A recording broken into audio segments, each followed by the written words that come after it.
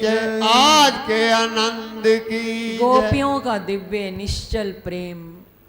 गोपी का अर्थ है जो अपनी एक एक इंद्रिय से भगवान के चरणों में समर्पित हो, उसका नाम है गोपी।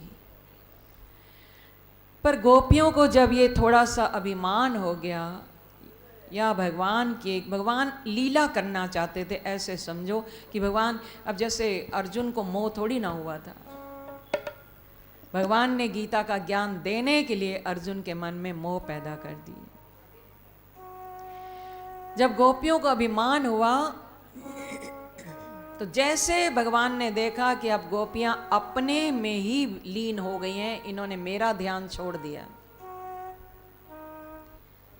भगवान के साथ नृत्य कर रही थी तो केवल भगवान के साथ ही आनंद लेती ना, तो अपने में खो गई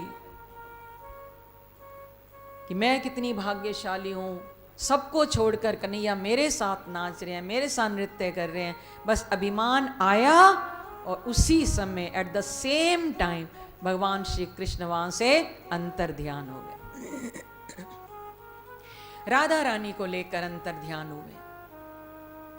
गोपियों को जब होश आया, थोड़ी देर तो मस्ती मेरी, जब होश आया देखा कन्हैया तो है ही नहीं बीच में, ना राधा रानी है।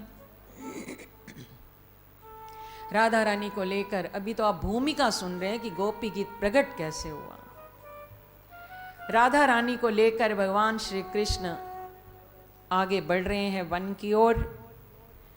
चलते चलते राधा जी के मन में भी मान हो गया, राधा को मान हुआ, गोपियों का भी मान हुआ।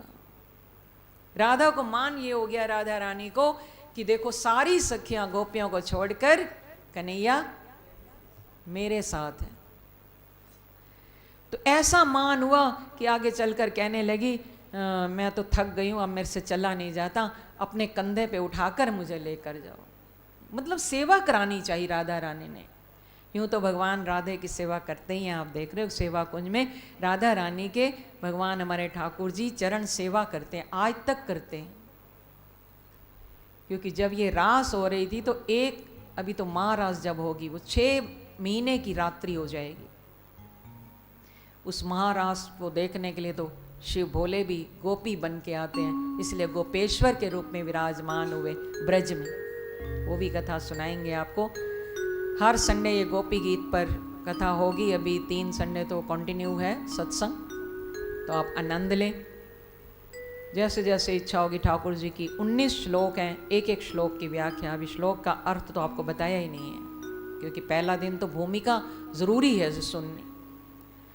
तो कोई पूछेगा गोपी गीत क्या है, कहाँ से निकला, पता ही नहीं लगेगा।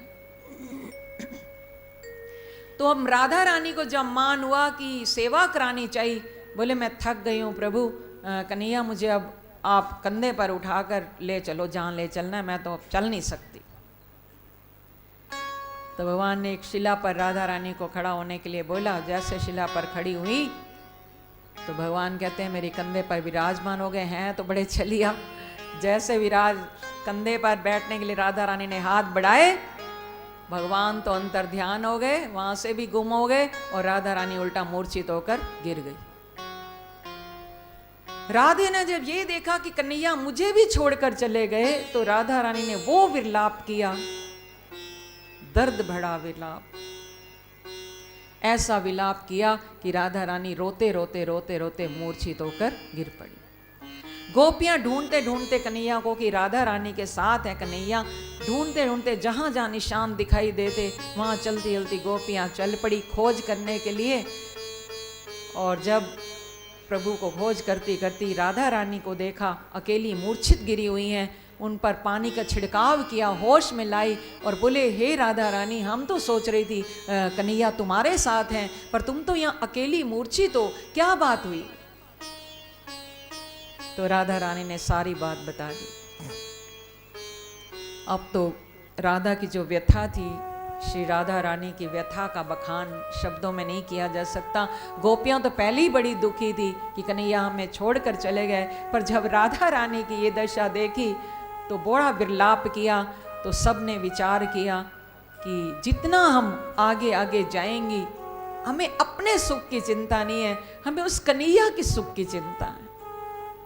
ये घना जंगल है, जितना जितना हम आगे जाएंगे, हमारा कृष्ण पैरों में जूते तक नहीं, पादुकाएं नहीं पहनते हैं, वो नंगे पांव हैं। तो उतना उतना वो घने वन में जाते जाएंगे तो उनके पैरों में बड़े कंकर चुभेंगे, कांटे चुभेंगे, उनको बड़ी पीड़ा होगी। तो सब ने फिर सलाह की कि जो वस्तु जहां गुम होती है उसको वहीं ढूंढना चाहिए। और हमारी वस्तु गुम हुई घर में और हम ढूंढ रहे हैं बाजार में, तो मिलेगी? बताओ, नहीं मिलेगी। तो राधा रानी को लेकर सारी सखियां वापस उसी बंसीवट पे आ जाती। और जब बंसीवट पे आई तो अब जब गोपियों ने एक विरह भाव से व्याकुल होकर, आर्त होकर जो भगवान की पुकार की है, उस पुकार का नाम है गोपी गीत। जो भगवान की एक विरह भाव में दुखी होकर, व्याकुलता में तड़पती हुई जो भगवान की स्तुति की है गोपियों ने, उसका नाम है गोपी गीत। जो भगवान की को पाने के लिए भगवान की जो महिमा गाई है, जो आर्त भाव से भगवान को चितारा है, उसका नाम है गोपी गीत। ये गोपियों की वेदना का गीत है, ये कोई साधारण गीत नहीं है। गा लो और बस गा लो, गीत तो बहुत हुए दुनिया में, पर गोपी गीत जैसा कोई गीत नहीं। तो गोपी गीत जब गोपियों ने गाया, उन्होंने कोई सोच कर नहीं गाया कि हमने ये सोच कर गाना है। ये तो उनके मन के भाव, गोपियों के मन के भाव का नाम है गोपी गीत। गोपियों की भगवान के प्रति जो वियोग की पीड़ा है, उसका नाम है गोपी गीत। तो गोपियों ने, ये कहते हैं कि 33 करोड़ गोपियां थी।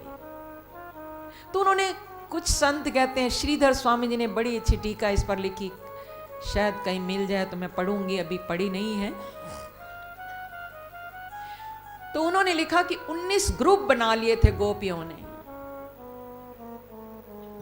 कोई ग्रुप इधर इस दिशा में गया, कोई उस दिशा में गया, कोई इधर गया, कोई उधर गया, भगवान को खोजने के लिए। जब वापिस सारे आ गए, 19 के 19 ग्रुप वापिस आ गए, तो एक एक ग्रुप ने जो एक एक श्लोक गाया है, वो 19 श्लोकों का नाम है गोपी गीत। कुछ संजन कहते हैं कि एक एक गोपी ने एक एक श्लोक बोला है, उसका नाम है गोपी गीत। पर कुछ संजन ऐसा भी कहते हैं कि सब गोपियों ने मिलकर गाया है इसको। एक ही भाव, एक ही ताल, एक ही स्वर, एक ही शब्द, एट ए टाइम, एक ही टाइम पर सब गोपियों ने जो मिलकर गाया है, उसका नाम है गोपी गीत। तो ऐसा विरह से, वेदना से, व्याकुलता से, पीड़ा से, भगवान के वियोग के दर्द में जो गाया गया गीत है, उसका नाम है गोपी गीत। तो गोपी गीत का आज पहला श्लोक लेट आने वाले भक्तों से कहेंगे, जब भी ये सत्संग हो पहले आया करें। एक एक श्लोक आपको पढ़ना सीखने को मिलेगा।